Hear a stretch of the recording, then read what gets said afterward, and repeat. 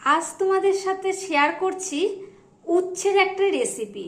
অনেক বাড়িতেই আছে, এই উচ্ছে দেখলেই বাচ্চারা খেতে আর চায় না। তো এই রেসিপিটা তোমরা করে দিলে বাচ্চারা অবশ্যই খাবে। তার জন্য দেখো, উচ্ছেগুলোকে আমি একদম ছোট ছোট করে সরু সরু করে কেটে নিয়েছি।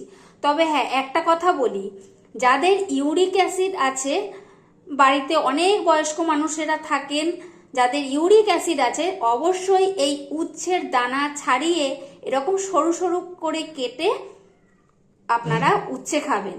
তাতে কি হবে, যাদের ইউরিক অ্যাসিড আছে তাদের জন্য এই উচ্ছের দানা কিন্তু খুবই ক্ষতিকর।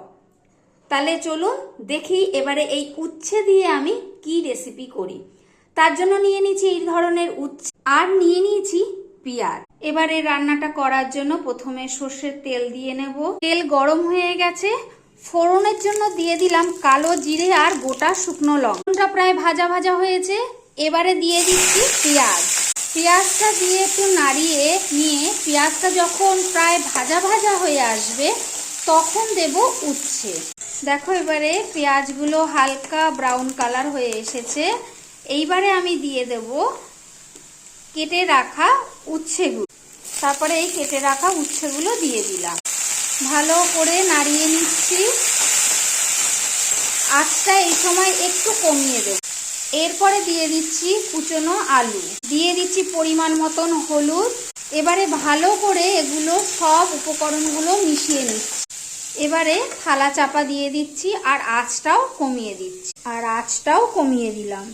নিবু আজে বেশ কিছুক্ষণ ধরে এটি হবে এবং এটা আস্তে আস্তেই সেদ্ধও হয়ে যাবে। এই আলু উচ্ছের রেসিপিতে কোনো রকম জল ব্যবহার করব না। এবারে ঢাকনাটা সরিয়ে দেব। দেখো, প্রায় লাল লাল হয়ে এসছে ভাজা, তার মানে হয়েই এসেছে। দেখো, এরকম লাল লাল হয়ে ভাজা হয়ে এসেছে। আর এই রান্নাটা করার সময় কিন্তু কোনো রকম জল ইউজ হবে না।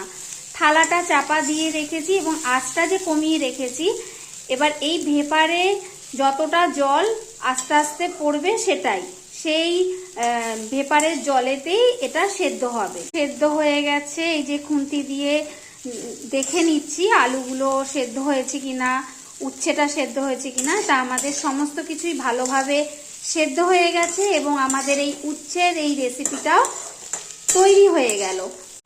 এইভাবে ভাজা করে বাচ্চাকে খাইয়ে বাচ্চা খেলো কিনা অবশ্যই কমেন্ট করে জানিয়ে যেও তোমাদের বাচ্চারা এই উচ্ছের রেসিপিটা খেলো কিনা।